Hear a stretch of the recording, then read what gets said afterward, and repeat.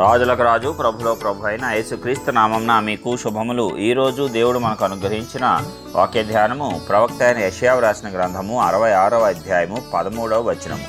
ఒకని తల్లి వాని ఆదరించినట్లు నేను మిమ్మును ఆదరించుదును, యెరూషలేములోనే మీరు ఆదరింపబడుదురు.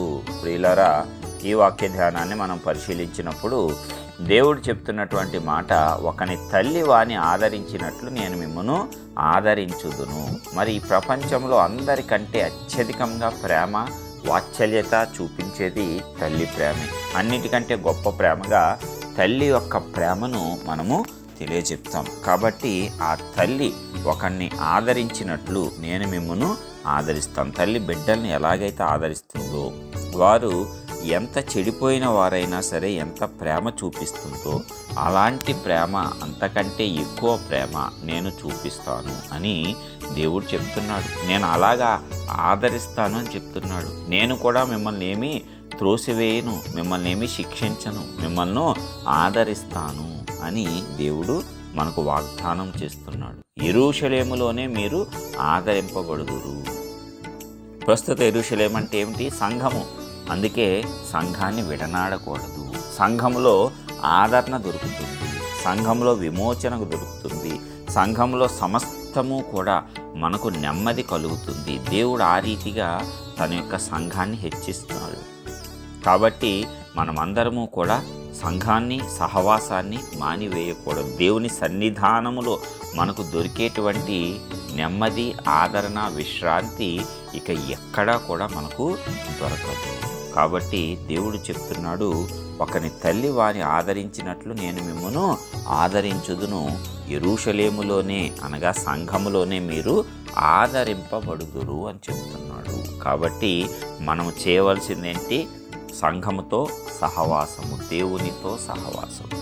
దానిని మాత్రం మానివేయకూడదు.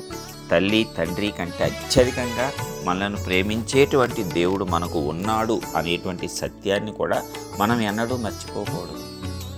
అనేక మార్లు నాకెవ్వరూ లేరు అనుకుంటూ ఉంటాం. ఒక్కోసారి తల్లిదండ్రుల మీద కోపం వచ్చేస్తూ ఉంటుంది. అయినా సరే దేవుడు గొప్పవాడు. ఆయన మనల్ని ఏమాత్రము విడనాటలేదు. నిన్ను విడువను, నిన్ను ఎడబాయను అని ఆయనే మనకు సెలవిచ్చాడు. మరి ఇంకా ఏ రీతిగా మనల్ని మర్చిపోయాడు అనుకుంటాం? తల్లి తండ్రి కంటే అత్యధికమైన ప్రేమ చూపిస్తూ మన కోసం తన ప్రాణాన్నే పెట్టేసినటువంటి వాడు మనల్ని ఎలాగ మర్చిపోతాడు అనుకుంటాం? కాబట్టి మనల్ని ఆదరించడానికి ఆదరణకర్తను కూడా పంపించాడు. ఆదరణకర్త మనలోనే ఉన్నాడు. పరిశుద్ధాత్ముడు మనలోనే నివసిస్తున్నాడు. కాబట్టి ఒక విశ్వాసిగా నీవు అనేకులకు ఆదరణ కలిగించాలి. నీవు ఇతరులతో మాట్లాడితే వారికి ఆదరణ కలగాలి, వారికి నెమ్మది కలగాలి.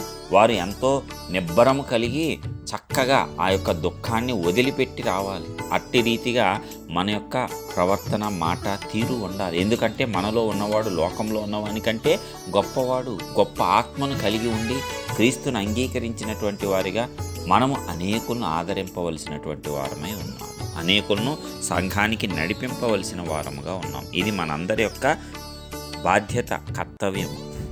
మరి దానిని మనము అందరము కూడా సక్రమంగా నిర్వర్తిద్దాము, దానిని నెరవేర్చి తీరదాం. ప్రార్థించుకుందాం. మహోన్నతుడైన గొప్ప దేవ, ప్రియ పరలోకపు తండ్రి, మీ ఘనమైన శ్రేష్టమైన నామానికి వందనాలు చెల్లిస్తున్నాం. ఇప్పటివరకు కాపాడిన విధానం బట్టి వందనాలు. ఇదిగో మరి ఒక నూతన దినమును మా జీవితాల్లో అనుగ్రహించి ఉన్నారయ్యా. మరి ప్రతిరోజు ఒక వాక్యం ద్వారా మాతో మాట్లాడుతూ మమ్మల్ని ఆదరిస్తున్నటువంటి విధానం అంతటిని బట్టి నీకే స్తోత్రాలు. ఇదిగో మరి నాయన, ఒకని తల్లి వాని ఆదరించినట్లు నేను మిమ్మల్ని ఆదరించుదును, యెరూషలేములోనే మీరు ఆదరింపబడుదురు అనేటువంటి గొప్ప వాగ్దానంతో మరొక్కసారి నీ ఆదరణ వాక్యంతో మమ్మల్ని దర్శించినందులకే మీకే స్తోత్రాలు. అవును తండ్రి, అనేక మార్లు మేము ఒంటరి అయిపోయాం, ఎవరూ లేరు అనేటువంటి భావంలో ఉండి ఉండవచ్చు కాక, అయితే మరి మీరు అద్భుతమైనటువంటి రీతిలో మమ్మల్ని ఆదరించినటువంటి దేవుడు నాయన, ఇంకా ఆదరించే దేవుడు. కాబట్టి నాయన, సంఘంలో సహవాసంలో నీతోటి నడకలో, విశ్వాస ప్రయాణంలో ఏమాత్రం వెనకడుగు వేయకుండా గొప్ప ఆదరణ మేము పొందుకొని అనేకులకు ఆ గొప్ప ఆదరణ మేము పంచేటట్లు నీవే మాకు శక్తిని, సామర్థ్యాన్ని ఇచ్చి నడిపించి మీ నామాన్ని మా ద్వారా ఘనపరచుకోండి. యేసయ్య పరిశుద్ధ నామం పేట ప్రార్థించి విశ్వాసంతో పొందుచున్నాం పరలోకపు తండ్రి. ఆమేన్.